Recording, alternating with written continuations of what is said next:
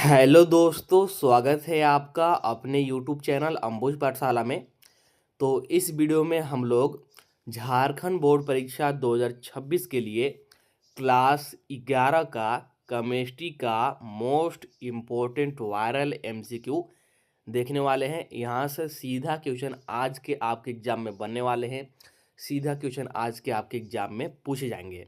तो वीडियो बहुत ज़्यादा इम्पोर्टेंट होने वाला है, इसलिए वीडियो को अंत तक देखिएगा एंड वीडियो को लाइक कीजिएगा, ज़्यादा से ज़्यादा अपने फ्रेंड्स के पास शेयर कीजिएगा, ठीक है। और वीडियो शुरू करने से पहले आपको बता दें कि डिस्क्रिप्शन में आपको टेलीग्राम ग्रुप और व्हाट्सअप चैनल का लिंक मिल जाएगा, तो दोनों को ज्वाइन ज़रूर कर लीजिएगा। क्योंकि जैक बोर्ड से रिलेटेड कोई भी लेटेस्ट न्यूज़ हो या फिर कोई भी पीडीएफ हो, आपको सबसे पहले वहीं पर सेंड किया जाता है, इसलिए आप लोग दोनों को ज्वाइन जरूर कर लीजिएगा। और आपको बता दें कि फिजिक्स और केमिस्ट्री का 100% सही आंसर की आपके एग्ज़ाम के तुरंत बाद सिर्फ और सिर्फ इसी चैनल पर देखने को मिलेगा, इसलिए चैनल को सब्सक्राइब जरूर कर लीजिएगा। तो चलिए बिना देरी किए हम लोग इसको शुरू करते हैं। हमारी ये केमिस्ट्री का है, ठीक है, क्लास 11 का। इससे जस्ट पिछले वाले वीडियो में मैंने आपको 20 MCQ कराया था, अगर आपको याद हो तो।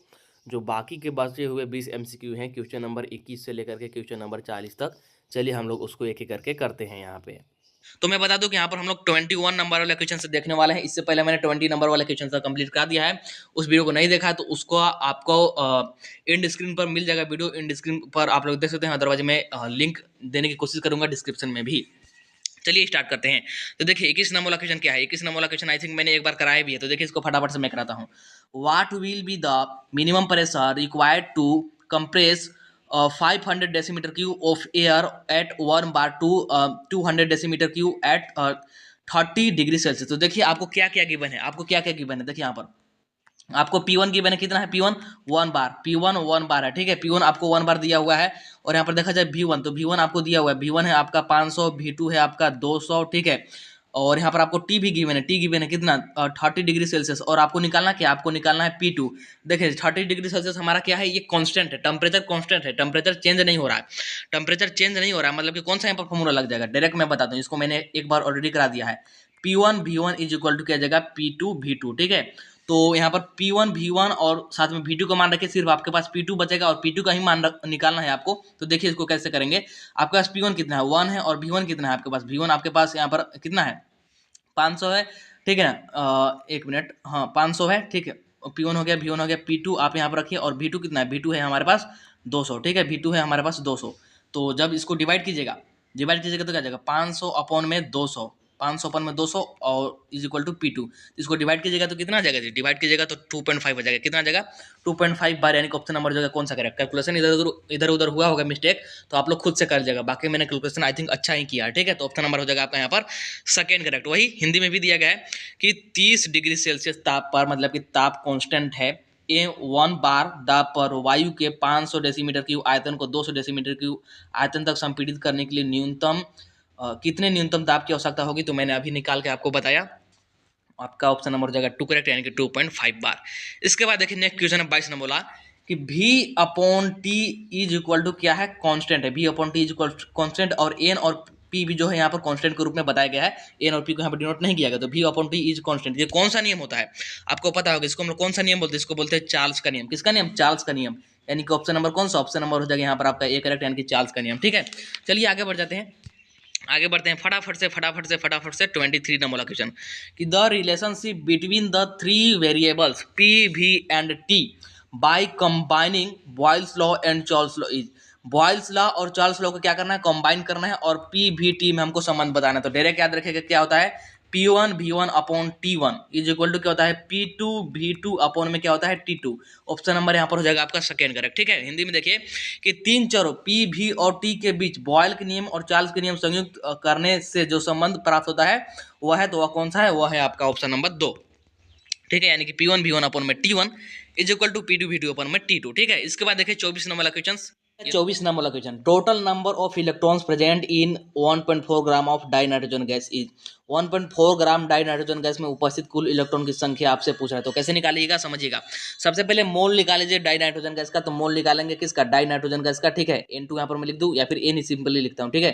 तो 1.4 ग्राम गिवन मास, मोलर मास कितना हो जाएगा, मोलर मास हो जाएगा हमारे पास 28। इसको निकालेगा तो आपका आएगा 0.0 0.05, ठीक, इतना मोल आपका निकल का जाएगा। ठीक है, इसको क्या कीजिए, अवोगाद्रो संख्या से मल्टीप्लाई कीजिए, तो 0.05 इंटू 10 इंटू में क्या आ जाएगा, इंटू में आ जाएगा 6.022 इंटू 10⁻²2, ठीक है, इससे मल्टीप्लाई कीजिए तो ये आपका निकल का जाएगा 3.011 इंटू 10⁻23 सॉरी 22, इतना मोलिकुल्स।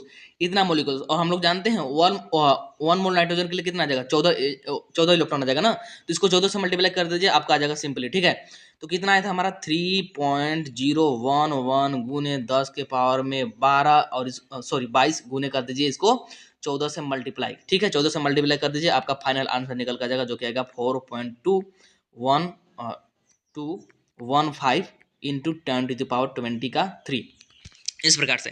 ठीक है, तो ऑप्शन नंबर यहाँ पर कौन सा, ऑप्शन नंबर जगह यहाँ पर आपका 2 करेक्ट, कौन सा ऑप्शन नंबर जगह यहाँ पर आपका 2 करेक्ट। ठीक है, बाकी इधर उधर कैलकुलेशन होगा तो थोड़ा सा कैलकुलेशन आप लोग देख लीजिएगा। इसके बाद देखिए 25 नंबर बोला, which element will show diagonal relationship with क्या है, लिथियम, लिथियम के साथ डायगोनल क्या रिलेशनशिप, कौन सा यहाँ पर शो करता है, विकर्ण। कहने का मतलब है कि लिथियम अगर यहाँ पर है तो कौन सा यहाँ पर एलिमेंट होगा, ऐसे डायगोनल होता है ना, तो यहाँ पर होता है हमारा मैग्नीशियम। क्या होता है, मैग्नीशियम।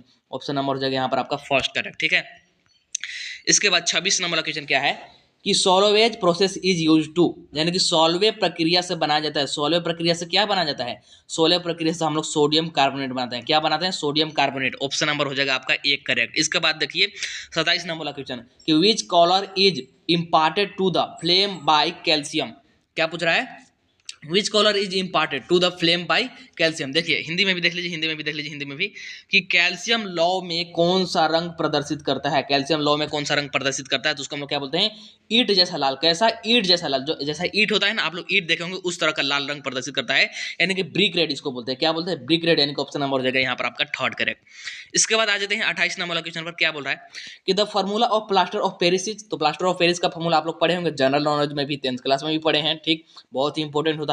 तो प्लास्टर ऑफ पेरिस का फॉर्मूला क्या होता है, ये होता है CaSO4 इंटू में हाफ H2O, कितना H2O, हाफ H2O, यानी कि ऑप्शन नंबर हो जाएगा यहाँ पर आपका थर्ड करेक्ट। ठीक है, चलिए नेक्स्ट 29 ने बोला कि द ऑक्सीडेशन स्टेट ऑफ के इन KO2 इज, तो KO2 में के की ऑक्सीकरण अवस्था, मैंने आपको ऑक्सीकरण अवस्था निकालने के लिए बताया था, कैसे निकालते हैं, जिसका निकालना है X मान लीजिए, और ऑक्सीजन का हमको पता है -2 होता है, लेकिन कितना ऑक्सीजन है, 2 ऑक्सीजन है, और एक भी यहाँ पर आवेश नहीं है, मतलब कि 0 के बराबर होगा, तो X - 4 बराबर में 0, मतलब कि X बराबर में कितना, X बराबर में प्लस का 4, यानी कि ऑप्शन नंबर कौन सा, ऑप्शन नंबर जगह यहाँ पर आपका फर्स्ट करेक्ट। सिंपल तरीके से समझ में आ गया।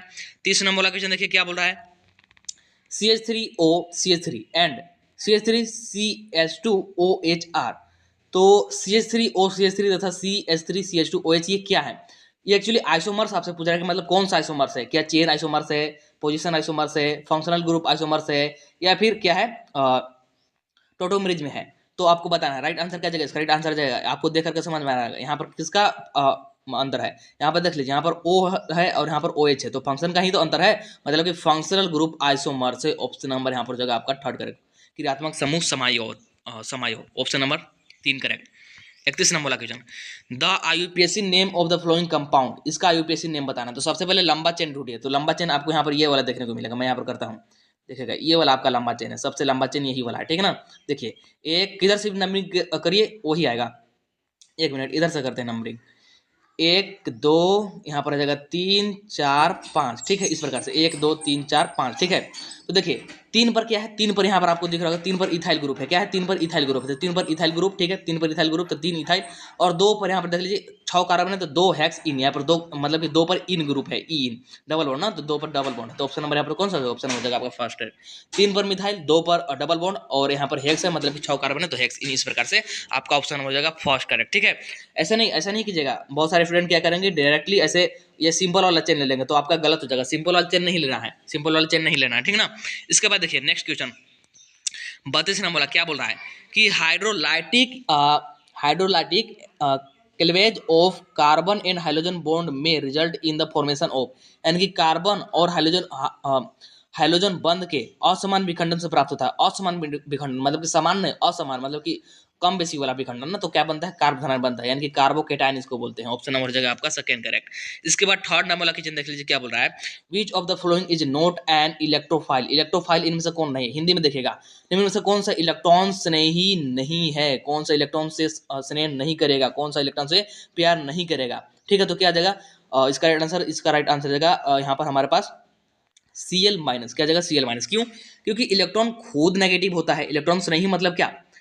एक मिनट, क्या बोल रहा है? निम्न में से कौन सा इलेक्ट्रॉन स्नेही नहीं है ना? एक मिनट, क्या बोल रहा है? हाँ, तो आपका यहाँ पर ऑप्शन नंबर बी हो जाएगा करेक्ट। इलेक्ट्रॉन नहीं नहीं मतलब कि इलेक्ट्रॉन से कौन प्यार नहीं करेगा, तो ऑप्शन नंबर हो जाएगा आपका बी करेक्ट, यानी कि कैल्शियम माइनस। क्यों? क्योंकि Cl माइनस, माइनस का मतलब है कि इस पर एक्स्ट्रा इलेक्ट्रॉन डाला हुआ है, तो इस पर एक्स्ट्रा इलेक्ट्रॉन है तो इसको और इलेक्ट्रॉन क्यों चाहिए, ये और इलेक्ट्रॉन लेने के लिए तैयार नहीं होगा। मैंने आपको अट्रैक्शन वाला बताया था, मान लीजिए गर्ल्स गर्ल्स में अट्रैक्शन कभी होगा क्या? गर्ल्स गर्ल्स में अट्रैक्शन कभी होगा? नहीं। गर्ल्स बॉयज में होगा तो वही बात होगा कि यहाँ पर ये Cl माइनस ऑलरेडी है, तो इसको और माइनस से प्यार होगा क्या? नहीं, बिल्कुल नहीं होगा। तो ऑप्शन नंबर जो यहाँ आपका सेकंड करेक्ट। इसके बाद देखिए 34 ने बोला कि the flowing reaction is an example of, ये जो रिएक्शन ये किसका एग्जांपल है? CH3 CH2 I है और KO एक्वस है, यहाँ से एल्कोहल बन गया आपका और यहाँ पर KI बाहर निकल गया, ठीक है। ये KI आपस में निकल जाता है और OH यहाँ पर जुड़ जाता है, जिसको हम लोग क्या बोलते हैं? इसको बोलते हैं न्यूक्लियोफिलिक सब्स्टिट्यूशन रिएक्शन। क्या बोलते हैं? न्यूक्लियोफिलिक सब्स्टिट्यूशन रिएक्शन, यानी कि ऑप्शन नंबर आपका हो जाएगा यहाँ पर बी के। कौन सा? ऑप्शन नंबर बी, यानी कि नाभिक स्नेही प्रतिस्थापन का, प्रतिस्थापन अभिक्रिया बोल लीजिए। इसके बाद देखिए 35 नंबर क्वेश्चन क्या बोल रहा है कि the correct order of carbocation stability is, carbocation का करेक्ट स्टेबिलिटी का आपको यहाँ पर ऑर्डर बताना है। तो मैंने बताया है कार्बोकेटायन में 3 डिग्री सबसे ज्यादा स्टेबल होता है, फिर 2 डिग्री होता है, फिर 1 डिग्री होता है और फिर 0 डिग्री होता है। तो देखिए 3 डिग्री यहाँ पर आपको देखने को मिल होगा, ये वाला हमारा 3 डिग्री है, ये वाला हमारा 2 डिग्री है, ये हमारा 1 डिग्री है, ये हमारा 0 डिग्री है। मतलब कि सबसे ज्यादा स्टेबल ये, फिर ये, फिर ये, फिर ये, मतलब कि ऑप्शन नंबर 1 ही हो जाएगा यहाँ पर करेक्ट। बिल्कुल एकदम यहाँ पर ऑर्डर में दिया हुआ है, तो ऑप्शन नंबर हो जाएगा फर्स्ट करेक्ट। देखिए CH3 प्लस से ज़्यादा कार्बो मतलब कि स्टेबल है ये, इससे ज़्यादा स्टेबल है ये और इससे ज़्यादा स्टेबल है ये, इस प्रकार से, क्योंकि लास्ट वाला हमारा 3 डिग्री है, याद रखिएगा, ठीक है। इसके बाद देखिए हिंदी में भी वही कार्बोनाइन का स्थायित्व का सही क्रम तो 3 डिग्री सबसे ज़्यादा, 2 डिग्री फिर उससे कम, 1 डिग्री उससे कम और 0 डिग्री सबसे घटिया। इसके बाद देखिए 36 नंबर बोला कि क्षारीय मृदा तत्वों के अंतर्गत आते हैं alkaline earth metal belong to, तो किससे बिलोंग करते हैं? ग्रुप 1 से। ऑप्शन नंबर कौन सा? एक मिनट क्या है? क्षारीय मृदा है, तो ग्रुप 2 हो जाएगा, ग्रुप 2, यानी कि ऑप्शन नंबर जो है यहाँ पर आपका सेकंड ग्रुप 2 से, ग्रुप 2 से बिलोंग करते हैं ना। इसके बाद देखिए 37 नंबर क्वेश्चन क्या बोल रहा है कि bond order of helium 2 molecules is, तो हीलियम 2 मॉलिक्यूल का बॉन्ड क्या बताना है? बॉन्ड ऑर्डर बताना जो कि 0 होता है, 0 याद रखेगा। हीलियम 2 अणु की आबंधन कोटि कितना होता है? 0 होता है, याद रखिएगा। The formula of quick lime is, quick lime का फॉर्मूला मैंने एक बार आपको बताया है, CaO होगा। ऑप्शन नंबर यहाँ पर हो जाएगा कैल्शियम ऑक्साइड, ठीक है। ऑप्शन नंबर हो जाएगा करेक्ट, यानी कि बिना बुझा हुआ चूना का सूत्र, बिना बुझा हुआ चूना का सूत्र क्या होता है? कैल्शियम ऑक्साइड होता है, यानी कि ऑप्शन नंबर हो जाएगा आपका सेकंड करेक्ट। इसी को जल से क्रिया करा दीजिए तो बुझा हुआ चूना का आपको सूत्र मिल जाएगा। ये क्या है? तो ये भी मैंने आपको बताया, इसको क्या बोलते हैं हम लोग? इसको बोलते हैं साइक्लोहेक्सेन। क्या बोलते हैं इसको? साइक्लोहेक्सेन। कहीं पर दिया गया साइक्लोहेक्सेन, ऑप्शन नंबर हो जाएगा बी करेक्ट, साइक्लोहेक्सेन। और यहीं पर अगर डबल बॉन्ड करते 3 जगह पर, एक जगह ऐसे यहाँ पर समझिएगा, मैं इसको बना ही देता हूँ, एक जगह, 2 जगह, 3 जगह, तो ये हमारा क्या हो जाता है? ये हमारा बेंजीन हो जाता है, ध्यान रखिएगा। इसके बाद देखिए लास्ट क्वेश्चन 14 में बोला कि the particulate pollutant smoke is present in, मतलब कि कणीय प्रदूषक धुंध उपस्थित होते हैं कहाँ पे? क्षोभ मंडल में। कहाँ पे? क्षोभ मंडल में। ऑप्शन नंबर हो जाएगा यहाँ पर आपका फर्स्ट वाला करेक्ट, यानी कि ट्रोपोस्फेयर, ऑप्शन नंबर फर्स्ट हो जाएगा करेक्ट। इस प्रकार से आपको यहाँ पर 40 क्वेश्चन मैंने कंप्लीट कर दिया, जैसा कि मैंने आपको बोला था। तो चलिए सभी क्वेश्चन हमारा कंप्लीट हो गया। आई होप कि आपको सभी क्वेश्चन अच्छे से समझ में आ गया होगा। तो वीडियो को लाइक ज़रूर कर दीजिएगा, चैनल को सब्सक्राइब कर लीजिएगा ताकि आपको सबसे पहले सटीक आंसर की मिल सके। इसके अलावे आप सभी को ऑल द बेस्ट, ठीक है। मिलेंगे अगला वीडियो बहुत जल्द, तब तक के लिए tata bye bye, see you in the next video.